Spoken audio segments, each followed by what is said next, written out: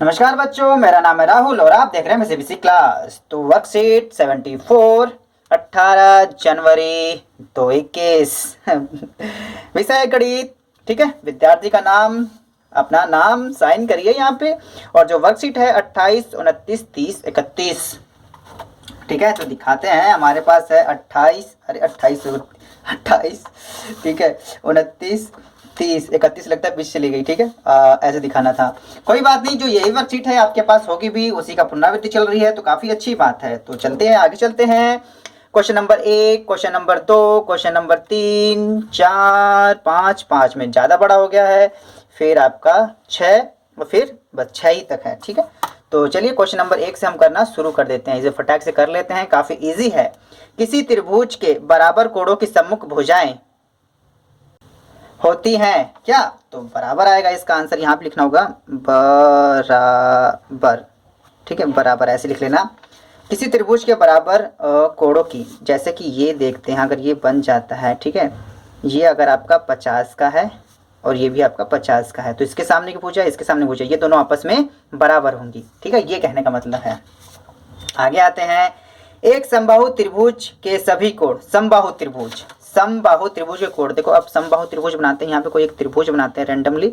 ठीक है, समबाहु मतलब जिसकी सभी भुजाएं बराबर होती हैं, और सभी भुजाएं बराबर हो तो आमने सामने कोण मतलब ये भी x, ये भी x और ये भी x होगा। ठीक है, तो तीनों कोण x x x x plus x plus x, तीनों कोण जोड़ेंगे तो 180 आना चाहिए। त्रिभुज का नियम है 3x बराबर 180, तो x बराबर 180 बटे में 3 बन जाए। भाई ठंड की वजह से बन भी नहीं रही भी, इसको भी स्वेटर पहना दें क्या?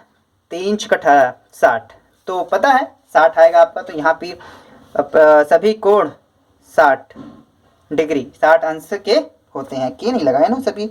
एक त्रिभुज, एक समबाहु त्रिभुज के सभी कोण क्या होते हैं?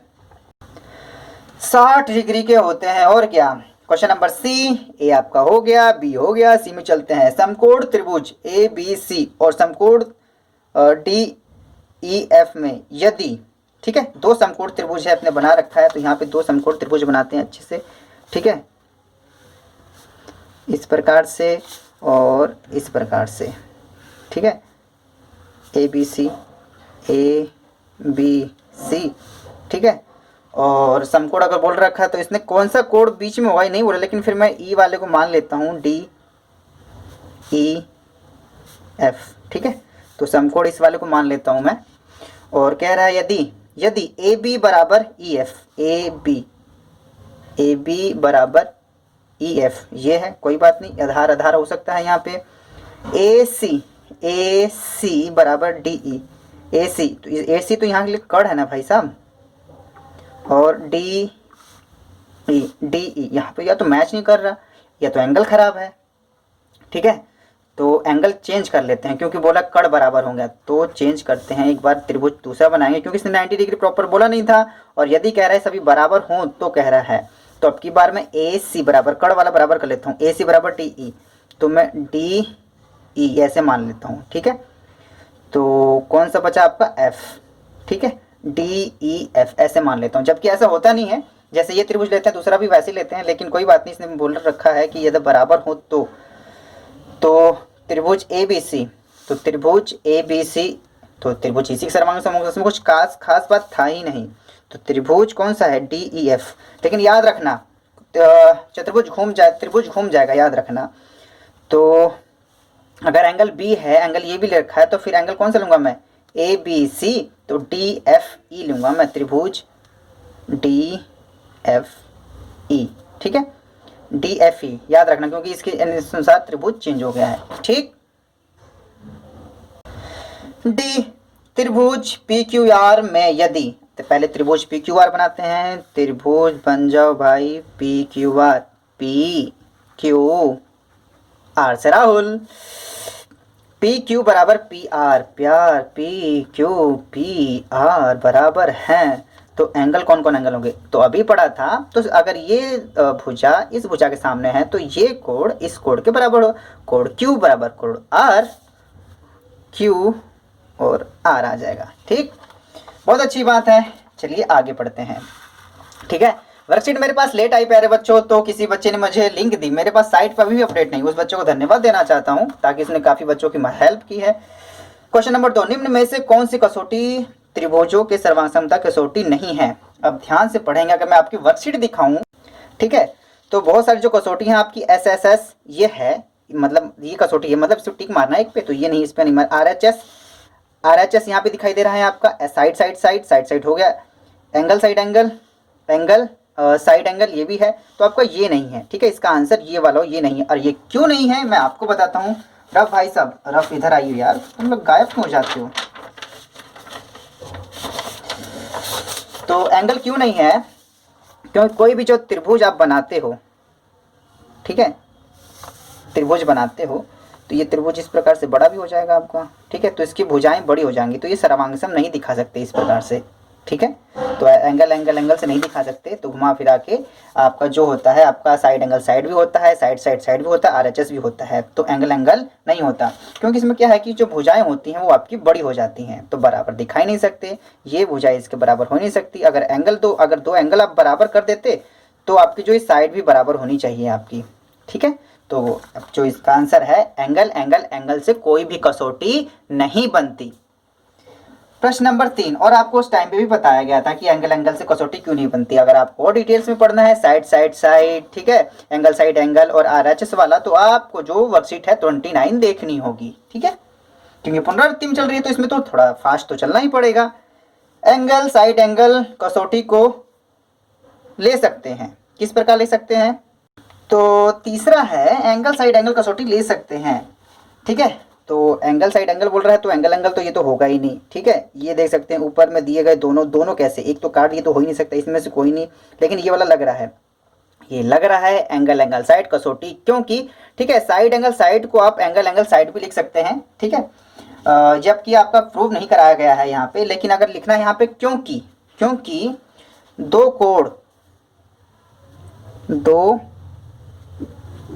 कोण, ठीक है, और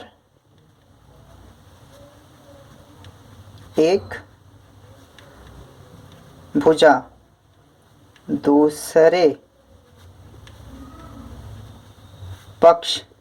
पक्ष के अनुरूप है, ठीक है, तो फिर ये आपका हो सकता है इस प्रकार से। प्रश्न नंबर 3 यहाँ पे कंप्लीट हो गया। अब आते हैं प्रश्न नंबर 4 की तरफ, जिसको करने में थोड़ा सा वक्त लग सकता है, ठीक, ब्लर हो रहा है, इसे एक बार देख लेता हूं मैं। इसमें कहा है AB एक रेखाखंड है, P इसका मध्य बिंदु है, D और E रेखाखंड DE, ठीक है, D और E रेखाखंड AB रेखाखंड जो AB के एक ही ओर स्थित दो बिंदु पर इस प्रकार है कि BAD, ठीक है, AD ये वाला एंगल, और ABE एंगल, और EPB और DPB मतलब ये दोनों एंगल और ये दोनों एंगल आपस में बराबर, जैसे कि आकृति में दर्शाया गया है। तो आपको सिद्ध दो चीज करनी है, DAP, ठीक है, DAP ये वाला त्रिभुज, ठीक है, ये वाला त्रिभुज, EBP इस वाले त्रिभुज के सर्वांग सम है, और दूसरा है AD बराबर BE ये वाले सिद्ध करना है। अगर ये त्रिभुज बना देते तो ये तो इसका सर्वांग सम तो सिद्ध हो ही जाएगा। तो इसे करेंगे कैसे, मैंने इसका आंसर लिख दिया, आपको आसानी होगी लिखने में। सबसे पहले आपको क्वेश्चन नंबर 4 और इस प्रकार से ये बनाना है, ठीक है। उसके बाद इसका कहना है पहले वाला जैसे है, एंगल EPA बराबर DPB एंगल EPA ये वाला एंगल, और इस एंगल का नाम दिया है DPB, और ये दोनों आपस में बराबर है, और क्योंकि ये क्वेश्चन में ही दिया गया था, दोनों ओर EPD जोड़ने पर EPD दोनों में हम जोड़ देंगे, ठीक है, दिखाते हैं, दोनों में EPD जोड़ देंगे, इस वाले में भी EPD और इस वाले में भी EPD जोड़ देंगे। जैसे हम इसमें EPD जोड़ते हैं, ये एंगल ऐसे जा रहा था और हमने ये एंगल जोड़ दिया ऐसे, तो ये हो जाएगा ए पी डी, ये पूरा एंगल हो जाएगा ए पी डी, क्योंकि ये दोनों एंगल मिलके बड़ा वाला एंगल बनाएंगे, इसे ए पी डी। और उसी प्रकार से बी पी ई हो जाएगा, जब इस वाले एंगल में डी पी ई, डी दिख रहा, दोनों दिखा दो ना, डी पी बी में ये वाला एंगल जोड़ा था, तो ये एंगल यहाँ से ना मुड़ के अब ये एंगल ये यहाँ तक जाएगा, तो इसका नाम हो जाएगा B P E, B P E. ठीक है, इसको समीकरण 1 मान लेंगे हम। अब त्रिभुज डी पी ए और ई पी बी में, त्रिभुज डी पी बी, ठीक है, अरे वो पी नहीं, आपका ए है, D A P, D A P, ये वाला त्रिभुज जिसको हमें सिद्ध करना था सर्वांगसम, और ये वाला त्रिभुज ले लेंगे ई बी पी, ये वाला त्रिभुज और ये वाला त्रिभुज, दोनों त्रिभुज हमने ले लिए। इसमें दिखाना है एंगल ए बराबर एंगल बी दिया था जैसे क्वेश्चन में था, ए पी बराबर बी पी, पी रेखाखंड ए पी का मध्य बिंदु है।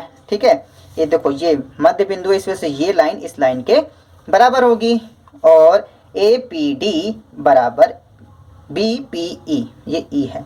ठीक है, जो कि हमने सिद्ध किया था, बराबर दिखाया था समीकरण 1 में, समीकरण 1 ले लेंगे। इसी जो अब जो नियम निकल के आपके पास आता है, अतः सर्वासंगता नियम, साइड एंगल साइड से त्रिभुज डी पी ए सर्वांगसम है त्रिभुज ई बी पी के। ठीक है, ये पहला हो गया। और दूसरा वाला क्या था, जब ये दोनों त्रिभुज आपस में सर्वांगसम है तो आपका ए डी ये वाली लाइन, बी ई, ये दोनों भी आपस में बराबर होंगे। तो वही चीज है जो दूसरा इसका है, ए डी बराबर बी ई, सर्वांगसम त्रिभुज के संगत भाग बराबर होते हैं। ठीक है, यहां से आपका क्वेश्चन नंबर 4 हो जाता है, इसे आप आसानी से उतार सकते हैं। चलते हैं क्वेश्चन नंबर 5 की तरफ। क्वेश्चन नंबर 5 में क्या है आपका, एक समकोण त्रिभुज ए बी सी में सी समकोण है, जो आपका सी दिया गया है, ये आपका समकोण दिया गया, अच्छी बात है। एम कर्ण ए बी का मध्य बिंदु है, एम ए बी का मध्य बिंदु ये दिया गया है, बिंदु है सी को एम से मिलाकर सी को, ठीक है, एम से मिलाकर डी तक बढ़ाएं, इस प्रकार से मिलाएं, इस प्रकार से बढ़ाया गया है, तथा डी एम बराबर सी एम, डी एम बराबर सी एम, मतलब ये दोनों भी आपस में बराबर, अगर ऐसे ऐसे कर दो तो ये मतलब दोनों आपस में बराबर है। बिंदु डी को बिंदु बी से मिला दिया जाता है, डी को बी से, यहाँ से जो पहले से बिंदु थी इसको बाद में यहाँ से मिला दिया जाता है। और दर्शाइए, यहाँ से 4 चीजें बतानी है आपको, है तो सिंपल, कोई बात नहीं, 1 2 3 4 चीजें बतानी है। पहला है त्रिभुज ए एम सी सर्वांगसम है, ए एम सी, ये वाला त्रिभुज सर्वांगसम होगा इस वाले के ही ना, बी एम डी वही वाले त्रिभुज है, देख के ही लग रहा है, और आपको सर्वांगसम दिखाना भी है। दूसरा है angle B D B C एक समकोण है, और डी बी सी सर्वांगसम है ए सी बी के।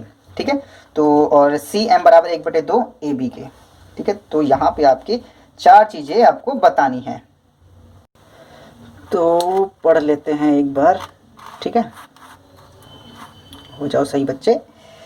तो प्रश्न नंबर 5, एक समकोण त्रिभुज ए बी सी में ए बी सी इधर है, ठीक है, और सी समकोण है, सी यहाँ पे समकोण है, एम, ठीक है, कर्ण ए बी का मध्य है, ए बी का मध्य है। तो ठीक है, तो चलिए शुरू करते हैं फर्स्ट वाले से। इसका फर्स्ट लगाएंगे। फर्स्ट किस प्रकार से लगाएंगे, सबसे पहले आपको प्रश्न नंबर 5 इस प्रकार से लिखना है और इस प्रकार से आपको आकृति बना लेनी है। तो पहला है ए एम सी और बी एम डी, ये आपका बी एम डी है। ठीक है, दोबारा से अगर नीले से लिखूं तो बी एम डी, ये त्रिभुज B M D, A M C, इस वाले त्रिभुज को और इस वाले त्रिभुज, ये सर्वांगसम दिखाना है, इन दोनों को ले लिया। तो सी एम बराबर डी एन दिया ही गया है। ठीक है, सी एम बराबर डी एन। अब ये 2 त्रिभुज है, ये लाइन आपस में बराबर थी इन दोनों त्रिभुज में। ए एम सी ये आगे जो शीर्षाभिमुख है बी एम डी जाएगा, बी एम डी, ये दोनों आकर बराबर होंगे। क्यों, शीर्षाभिमुख कोण आपस में बराबर होते हैं। ए एम बराबर एम बी, ए एम बराबर एम बी, क्योंकि ये दोनों भी आपस में बराबर थे। M रेखाखंड AB का मध्य बिंदु है, जो कि आपके प्रश्न में दिया ही गया है। तो सर्वांग समता नियम, साइड एंगल साइड से त्रिभुज AMC सर्वांग सम त्रिभुज BMD, बिल्कुल समान। जब तीन चीजें दिखा दी ना बराबर साइड एंगल साइड से, तो पहला हो गया आपका। अब दूसरे में चलते हैं। दूसरा दिखाना है आपको DBC समकोण दिखाना है, सॉरी DBC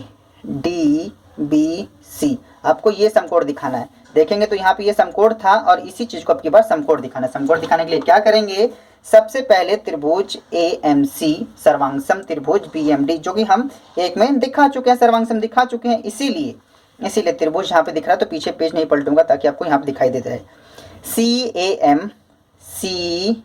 CAM ये वाला एंगल, ठीक है, और DBM ठीक है, ये वाला एंगल ले लिया। सर्वांगसम त्रिभुज के संगत भाग, बिल्कुल। तो ऊपर हम जब सिद्ध कर चुके हैं तो ये भी सर्वांगसम त्रिभुज के संगत भाग आपस में बराबर होते हैं। अगर घुमा फिरा कर हो तो ये वाला जो एंगल होगा, ठीक है, CAM, ठीक है, DBM ये वाला एंगल बराबर होगा, क्योंकि ये दोनों सर्वांगसम भी हम दिखाया था अभी हमने थोड़ी देर पहले। अब यहाँ पर एक और बात है कि AC समानांतर BD, इसलिए AC ये समानांतर जा रही है और इसे BD रेखा काट रही है। अगर आपको एक लाइन बताऊं, एक जब दो समांतर रेखा जाती है, जब उसे काटती है तो कोई एक लाइन काटती है, तो इसके जो संगत कोण होते हैं, ये दोनों कोण जो आपस में मिलकर 180 बनाते हैं, जो एक ही तरफ के कोण होते हैं उसे 180 बनाते हैं। इसीलिए ACB प्लस DBC बराबर 180। ACB देखो ये लाइन काट रही है और ये वाला एंगल होगा आपका DBC ये दोनों एंगल कितने बनाएंगे, 180, और लिख भी देंगे। अतः कोण संपूरक कोण होते हैं, अंतः कोण संपूरक कोण होते हैं।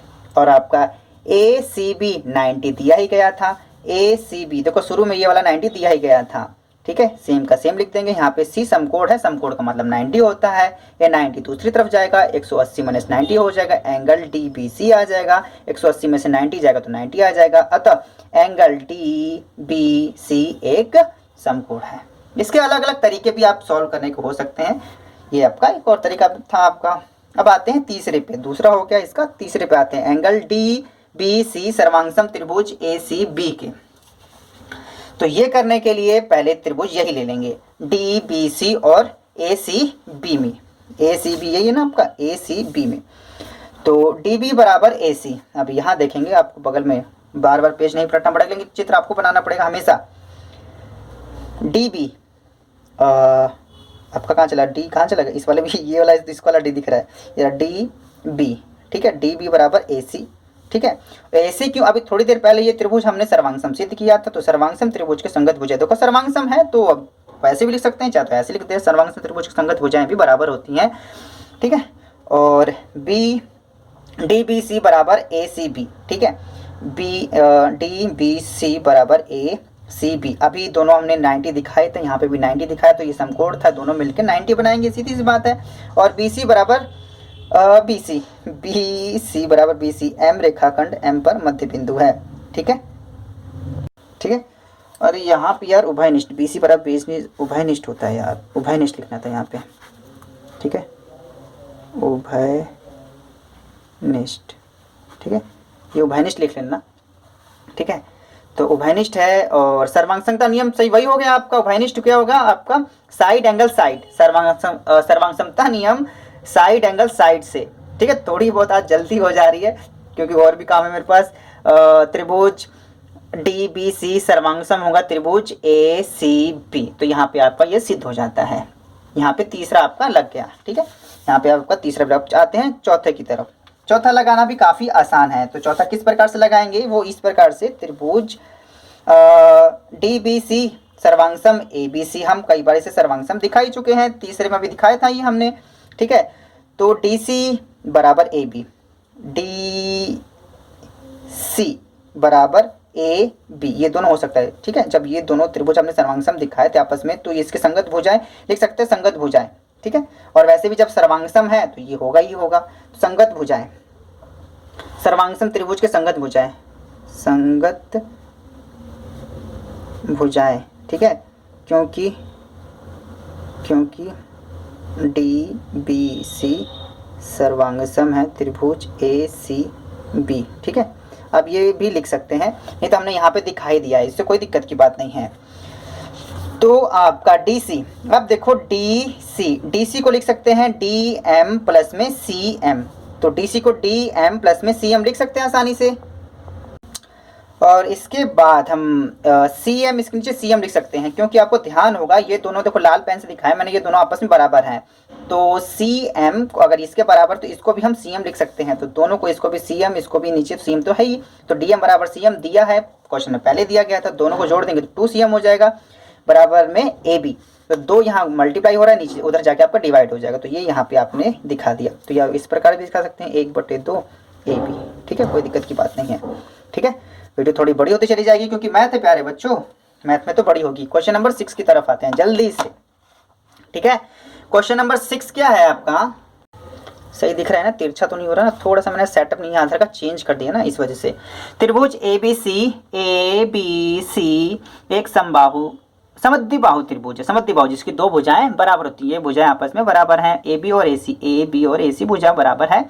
भुजा बी ए बिंदु डी तक इस प्रकार बढ़ाइए, इस प्रकार बढ़ाते हैं जो ए डी बराबर ए बी हो, ए डी जो आपने भुजा बढ़ाई है वो ए बी के बराबर, मतलब जितनी ये है उतनी ही बढ़ानी है। दर्शाइए कि एंगल बी सी डी ये जो है आपका एक समकोण त्रिभुज है, तो ये आपको दिखाना है, ये वाला क्या है आपका समकोण है। तो सीधी इस प्रकार है, क्वेश्चन नंबर 6 है, आपको इस प्रकार से बना लेना है, ठीक है। तो सबसे पहले चलेंगे त्रिभुज ए सी डी में, ए सी डी में ये वाला ले लेते हैं, ठीक है। तो जिसमें ए बी बराबर ए सी है, ए बी बराबर ए सी, और इसमें ए बी बराबर ए सी दिया गया है, ये दोनों आपका जो ये त्रिभुज लेते हैं, इस वाले में ये लाइन इस लाइन के बराबर है, पहले बराबर दिखा लेते हैं। इसीलिए एंगल ए सी डी, ठीक है, ए सी डी जो ये एंगल है आपका एंगल डी के बराबर होगा, एंगल डी के बराबर होगा। एंगल डी का क्यों बराबर होगा, क्योंकि यहाँ पे साफ दिया गया है समद्विबाहु त्रिभुज भुजाओं के सम्मुख कोण बराबर होते हैं। अगर आपको शॉर्ट फॉर्म में जो क्वेश्चन नंबर पहला था बराबर, ये रहा, ये देखा, ये है इस प्रकार का, किसी त्रिभुज के बराबर कोणों की सम्मुख भुजाएं बराबर होती हैं। सम्मुख कोण बराबर हैं तो सम्मुख भुजाएं बराबर होंगी, और सम्मुख भुजाएं बराबर हैं तो सम्मुख कोण भी बराबर होंगे। ये आप पहले भी कई बार कर चुके हैं, रिवीजन चल रहा है आपका, तो यहाँ को इस प्रकार लिख देना है। तो अगला है त्रिभुज ए बी सी मिलेंगे, ए बी बराबर ए बी बराबर आपका ए सी, ये दिया गया है, इसलिए कोण बी बराबर ए सी बी में, क्योंकि समद्विबाहु त्रिभुज के बराबर भुजाओं के सम्मुख कोण बराबर होते हैं। या तो आप ये भी लिख सकते हैं बराबर भुजाओं के सम्मुख कोण आपस में बराबर होते हैं। यहाँ से समीकरण नंबर आपका 1, समीकरण नंबर 2 हो जाएगा। इसे आप पलटेंगे, यहाँ से त्रिभुज डी बी सी में एंगल डी और एंगल बी सी डी में, तो त्रिभुज के तीनों अंतों कोणों को जोड़ेंगे तो 180 होता है। यहाँ आप लिखना है तो यहाँ लिख भी सकते हैं, ठीक है।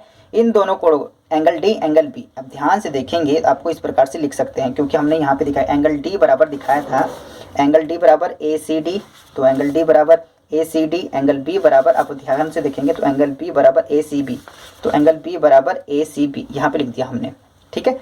तो इसके नीचे ये, इसके नीचे समीकरण 1 व 2 से, तो इन दोनों को जोड़ेंगे। अगर आपको इस वाले में दिखाऊं त्रिभुज में, तो ए सी डी और आपका ए सी बी, देखो ये वाला एंगल था और ये एंगल जोड़, और ये जोड़ेंगे तो ये बड़े वाला एंगल आ जाएगा आपका, ठीक है। तो इसका नाम ऐसे ही पढ़ सकते हैं बी सी डी, ठीक है। तो यहाँ पे आपका हो सकता है एंगल बी सी डी, इसके नीचे लिख सकते हैं बी सी डी पहले से ही था बराबर 180, बी सी डी कैसे आए, इन दोनों को जोड़ने पर यहाँ पे इस प्रकार से आप लिख भी सकते हैं। तो इन दोनों को जोड़ेंगे एंगल 2 बी सी डी बराबर 180 हो जाएगा। यहाँ पे 2 मल्टीप्लाई है, नीचे का डिवाइड हो जाएगा, इन दोनों को इस प्रकार से काट देंगे तो ये 90 आ जाएगा। तो एंगल बी सी डी एक समकोण आपने यहाँ दिखा दिया, ठीक है। वीडियो काफ़ी बड़ी हो रही है, मैं बेसिक क्लास की इस वीडियो को देखने के लिए धन्यवाद। जय हिंद, जय भारत। और ठीक है, एक बार प्यार से दिखा देता हूँ दोबारा से, नहीं तो बच्चों कहेंगे। क्वेश्चन नंबर 6 इस प्रकार से दिखाना है, ठीक है। यहाँ से लिखना शुरू कर देना है, इस प्रकार से लिख सकते हैं। इसका दूसरा पार्ट यहाँ पे इस प्रकार से लिख देना है, ठीक है। मैं सीबीएसई क्लास की इस वीडियो को देखने के लिए धन्यवाद। जय हिंद, जय भारत।